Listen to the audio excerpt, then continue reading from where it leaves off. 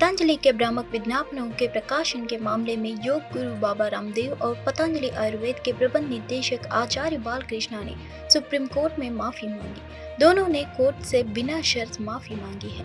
वहीं supreme court ने सुनवाई के दौरान कहा कि आपको यह सुनिश्चित करना चाहिए ताकि आपके पवित्र वचन के संबंध में हल्फनामा दायर किया गया है। विज्ञापन मामले में नया हल्फनामा दाखिल करने के लिए अधिक समय दिए जाने संबंधी पतंजलि की याचिका पर कोर्ट ने कहा कि कभी कभी चीजों को तार्किक निष्कर्ष तक पहुंचाना चाहिए। कोर्ट ने आगे नाराजगी जताते हुए कहा कि यह पूरी तरह से अवज्ञा है। केवल सुप्रीम कोर्ट ही नहीं, देश भर की सभी अदालतों के पारित हर आदेश का सम्मान किया जाना चाहिए। केंद्रीय माध्यमिक शिक्षा बोर्ड ने 20 स्कूलों की मान्यता रद्द कर दी है। इनमें राजधानी दिल्ली के 5 स्कूल शामिल है। सीबीएसई बोर्ड के सचिव हिमांशु गुप्ता ने यह जानकारी दी। बोर्ड ने 3 विद्यालयों के ग्रेड का स्तर भी कम कर दिया है। गुप्ता ने कहा, यह पता लगाने के लिए कि क्या सीबीएसई स्कूल संबद्धता और परीक्षा उपनियमों में निहित प्रावधानों और मानदंडों को अनुसार चल रहे हैं। देश भर के सीबीएसई विद्यालयों में किए गए एक औचक निरीक्षण के दौरान यह पाया गया कि कुछ स्कूल डमी विद्यार्थियों और अयोग्य उम्मीदवारों को अपने यहाँ दाखिल के लिए विभिन्न प्रकार के कदाचार कर रहे थे और रिकॉर्ड को दुरुस्त नहीं किया गया था। उन्होंने कहा, गहन जांच के बाद 20 विद्यालयों की मान्यता रद्द करने और 3 का ग्रेड कम करने का निर्णय लिया गया है। पिछले साल लोकसभा से निकाले जाने के बाद टीएमसी ने एक बार फिर महुआ मोइत्री को कृष्णानगर सीट से संसद उम्मीदवार बनाया है। इस अवसर पर बोलते हुए महुआ मोइत्री ने प्रवर्तन निदेशालय और केंद्रीय जांच ब्यूरो पर बगुआ पार्टी के राजनीतिक एजेंट के रूप में काम करने का आरोप लगाया। पूर्व सांसद मोइत्री ने कहा कि चुनाव आयोग ने अपनी स्वतंत्रता खो दी है क्योंकि आयुक्तों का चयन केंद्र में 2/3 बहुमत वाली चयन समिति द्वारा किया जाता था। टीएमसी नेता महुआ मोइत्री ने भरोसा जताया कि कृष्णानगर लोकसभा सीट उन्हें भारी बहुमत से मिलेगी। उन्होंने कहा कि पिछले साल उन्हें लोकसभा से बाहर करने और ईडी नोटिस के जरिए उनकी प्रतिष्ठा धूमिल करने की जो साजिश रची गई थी वह उसमें सफल होगी और करारा जवाब देगी। उन्होंने कहा कि बीजेपी ने लोकतंत्र के अंत का राग अल्पना की कितनी कोशिश की है और मेरी जीत में कोई संदेह नहीं है। अंतर कितना बड़ा होगा यह 4 जून को पता चलेगा। राष्ट्रीय ग्रामीण आजीविका मिशन ने लाभ और प्लेटफॉर्म के माध्यम से विभिन्न स्वयं सहायता समूहों को सहायता प्रदान करके राजौरी के सुदूर सीमावर्ती क्षेत्रों में महिला सशक्तिकरण को बढ़ावा देने के प्रयास शुरू किया है। सरकारी सहायता से प्रोत्साहित होकर घाटी में महिलाओं ने सक्रिय रूप से कई उद्यम शुरू किया है। इसके अतिरिक्त सरकार क्षेत्र में व्यावसायिक उद्यमों को और अधिक प्रोत्साहित और सुविधाजनक बनाने के लिए नाम मात्र दरों पर ऋण प्रदान करती है। हमारा बैंक यहाँ 7% इंटरेस्ट पे लोन दे रहा है और हमारी अब यहाँ मोबिलाइजेशन ख़त्म हो गया। हर एक लेडीज़ को लाइवलीहुड देने का प्रोवाइड कर रहे हैं और हमारे यहाँ क्लस्टर कंप्लीट हो गया है मोबिलाइजेशन में। तो हमारे हर एक वीओ से हर एक क्लस्टर में से हर एक डिपार्टमेंट में लेडीज़ भेजी जाएंगी। जैसे बैंक मित्रा होगी, पशु सखी होगी, एग्रीकल्चर के रिलेटेड जो भी सखी होगी वहाँ भेजा जाएगा। हर एक डिपार्टमेंट में हर एक लेडीज़ को भेजा। चेन्नई दक्षिण से बसपा उम्मीदवार तमिलिसाई सुंदरराजन ने 2 अप्रैल को यानी आज बताया कि केंद्रीय गृह मंत्री अमित शाह लोकसभा चुनाव से पहले बूथ स्तर के कार्यकर्ताओं के साथ बैठक करने के लिए चेन्नई आएंगे। तमिलिसाई ने यह भी कहा कि पीएम मोदी चेन्नई भी जाएंगे और बीजेपी उम्मीदवारों के समर्थन में रोड शो करेंगे। तमिलिसाई सुंदरराजन ने कहा, केंद्रीय गृह मंत्री अमित शाह बूथ स्तर पर कार्यकर्ताओं की बैठक लेने के लिए चेन्नई आएंगे। हम भाग्यशाली है कि पीएम मोदी भी चेन्नई जाएंगे और यहां रोड शो करेंगे। इससे हमारा अभियान मजबूत होगा और हम निश्चित रूप से जीतेंगे। उन्होंने यह भी कहा, लोग मुझे आश्वासन दे रहे हैं कि वे हमें वोट देंगे। उन्होंने बुनियादी ढांचे के निर्माण पर ध्यान केंद्रित नहीं किया है बल्कि केवल शब्दों पर ध्यान केंद्रित किया है। जब शहर में बारिश होती है तो बाढ़ की स्थिति उत्पन्न हो जाती है। सत्ता में आने के बाद हम चेन्नई को जलभराव और बाढ़ से मुक्त बनाने के लिए अच्छे बुनियादी ढांचे के निर्माण करेंगे। उन्होंने यह भी आरोप लगाया कि डीएम के मतदाताओं को पैसे बांट रही है। कल हमें जानकारी मिली थी कि दक्षिण चेन्नई में डीएम के द्वारा मतदाताओं को पैसे वितरित किया जाता है और वे टोकन प्रणाली के माध्यम से वितरित करते हैं। मैं अपील करता हूं कि चुनाव आयोग को इसे नियंत्रित करना चाहिए।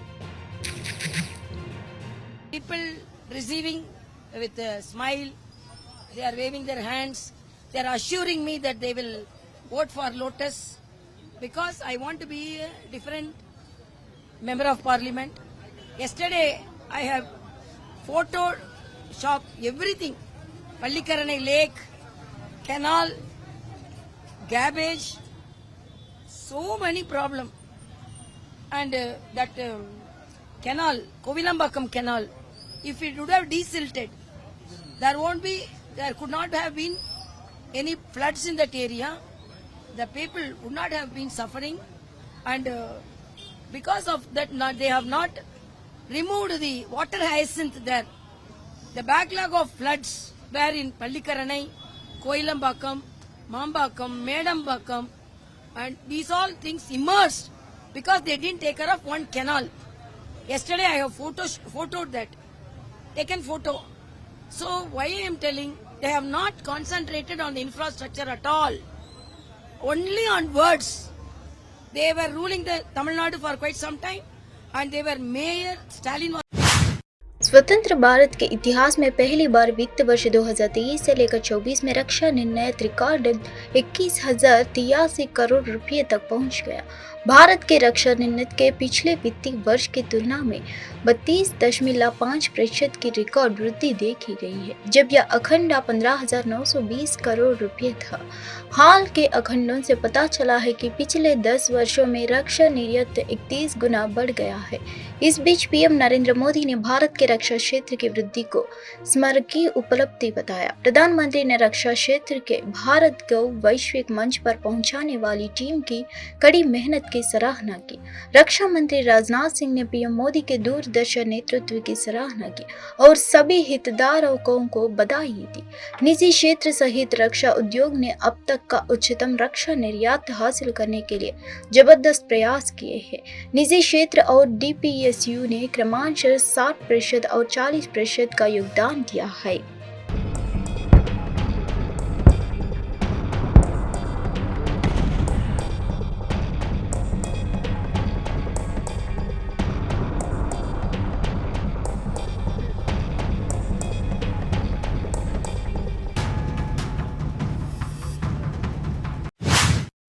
आम Aadmi Party supremo Arvind Kejriwal Tihar jail में बंद होने वाले पहले मौजूदा मुख्यमंत्री बन गए हैं। राउज एवेन्यू कोर्ट ने दिल्ली एक्साइज पॉलिसी मामले में आप सुप्रीम को 15 अप्रैल तक न्यायिक हिरासत में भेज दिया है। ईडी के अनुसार केजरीवाल को शराब कारोबार में शामिल अन्य सह आरोपियों के साथ विजय नायर की 10 से अधिक बैठकों के सबूत दिखाए गए थे। सुनवाई के दौरान ईडी ने कोर्ट को बताया कि केजरीवाल ने विजय नायर द्वारा केवल पार्टी नेता अतिशी सौरभ भारद्वाज और रिपोर्टिंग करने की बात स्वीकार की है। इस बीच आप नेता अतिशी ने सनसनीखेज दावा किया है और कहा कि अगर वह बीजेपी में शामिल नहीं हुई तो उन्हें गिरफ्तार कर लिया जाएगा। भारतीय जनता पार्टी ने मेरे एक बहुत व्यक्तिगत करीबी व्यक्ति के माध्यम से मुझे भारतीय जनता पार्टी ज्वाइन करने के लिए अप्रोच किया। मुझे ये कहा गया कि या तो मैं भारतीय जनता पार्टी ज्वाइन कर लूं, अपना पॉलिटिकल करियर बचा लूं, अपना पॉलिटिकल करियर बढ़ा लूं, और अगर भारतीय जनता पार्टी नहीं ज्वाइन करी तो आने वाले 1 महीने में प्रधानमंत्री मोदी ने मंगलवार को कांग्रेस पर निशाना साधते हुए कहा कि बीजेपी लोकसभा चुनाव में फिर से जीत हासिल करेगी। उन्होंने इस दौरान कहा कि तीसरे कार्यकाल में हमारा लक्ष्य फ्री बिजली देने का है। पीएम मोदी ने उत्तराखंड के रुद्रपुर में लोकसभा चुनाव को लेकर रैली करते हुए कहा, मोदी की गारंटी ने उत्तराखंड के घर घर में सुविधा पहुंचाई है, लोगों का स्वाभिमान बढ़ाया है। अब तीसरे टर्म में आपका ये बेटा एक और बड़ा काम करने जा रहा है। आपको 24 घंटे बिजली मिले, बिजली का बिल 0 हो और बिजली से कमाई भी हो। इसके लिए मोदी ने पीएम सूर्य घर मुफ्त बिजली योजना शुरू की है। उन्होंने आगे कहा कि 10 साल में जो विकास हुआ वो तो सिर्फ ट्रेलर है, अभी तो बहुत कुछ करना है, अभी तो हमें देश को बहुत आगे लेकर जाना है, तब तक ना रुकना है ना थकना है। मोदी मौज करने के लिए पैदा नहीं हुए हैं, मोदी मेहनत करने के लिए पैदा हुआ है, मोदी आपके लिए मेहनत करने के लिए पैदा हुआ है। लोकसभा चुनाव को लेकर बीजेपी की तरफ से पार्टी के स्टार प्रचारकों को चुनाव प्रचार के मैदान में उतार दिया गया है। जीत की हैट्रिक लगाने को लेकर पार्टी के दिग्गज नेता जनता से मुलाकात कर रहे हैं, धनादान रैलियां कर रहे हैं। इसी क्रम में आज यानी मंगलवार को उत्तर प्रदेश के मुख्यमंत्री योगी आदित्यनाथ पीलीभीत पहुंचे, जहां उन्होंने जनसभा को संबोधित किया और कहा कि भारत एक श्रेष्ठ भारत की गति से आगे बढ़ रहा है। लोकसभा चुनाव के लिए तबड़तोड़ रैलियां कर रहे हैं सीएम योगी आदित्यनाथ ने पीलीभीत में आयोजित प्रबुद्धजन सम्मेलन में कहा कि साल 2014 से पहले भारत में अराजकता होती थी, लेकिन अब भारत एक भारत श्रेष्ठ भारत की गति से आगे बढ़ रहा है। सीएम योगी ने कहा कि 2014 से पहले कोई व्यक्ति अपने आप को सुरक्षित नहीं समझता था, लेकिन अब सभी सुरक्षित है। पीएम योगी ने कहा कि यूपी में कानून व्यवस्था है चुस्त दुरुस्त, अपराधी और माफिया है पस्त हो चुके हैं। असम की राजधानी गुवाहाटी के एक नृत्य कलाकार को अपनी कलाकृति में रूटीन वर्णन के लिए प्रशंसा मिली है। गुवाहाटी के नृत्य कलाकार रॉबिन बार अपनी असामान्य प्रतिभा के कारण कला जगत में एक तेजतर्रार चित्रकार के रूप में जाने जाते हैं। कलाकार के दोनों हाथों और पैरों से पेंटिंग करने की अद्भुत क्षमता ने उसे सोशल मीडिया स्टार बना दिया है। अपनी कला के बारे में बात करते हुए रॉबिन बार ने एएनआई को बताया, मैं हमेशा पेंटिंग के माध्यम से लोगों का मनोरंजन करने की कोशिश कर रहा हूँ और मैं पिछले 3 से इस पर काम कर रहा हूँ। लोगों ने प्यार से मुझे स्पीड पेंटर रॉबिन बार बोल के स्वीकृति दिया है और मैं प्रोफेशनली आर्टिस्ट हूँ, पेंटिंग का फील्ड में जुड़ा हुआ हूँ। कब से ये पेंटिंग कर रहे हैं, क्या बताना चाहिए पूरा हिस्ट्री से? बेसिकली मेरा जो पेंटिंग का तरीका और पेंटिंग का जो स्टाइल है, स्टाइल मीन्स बचपन से मेरा एज जो इन जनरल पेंटिंग जैसे करते हैं ऐसे तो शुरू किया है, लेकिन धीरे धीरे इसको डेवलप करके मैंने इसको पेंटिंग कम एंटरटेनिंग, लोगों को पेंटिंग के द्वारा उसके अंदर जो फीलिंग्स है उसको निकालने के लिए स्पेशली बच्चों को मैं ज़्यादातर मोटिवेट करता हूँ और उन लोग का अंदर जो डर है पेंटिंग का या ड्राइंग का बारे में, उन लोग को धीरे धीरे मैं मेरा जो बहुत सारे परफॉर्मिंग आर्ट ऑलरेडी मैंने किया तो उसको द्वारा उन लोग को मन से या उन लोग के साथ हम बहुत सारे प्रोग्राम करके उन लोग को धीरे धीरे धीरे इस लाइन पे पेंटिंग का जगत में उन लोग को लाने के लिए मैं कोशिश करता हूँ और ये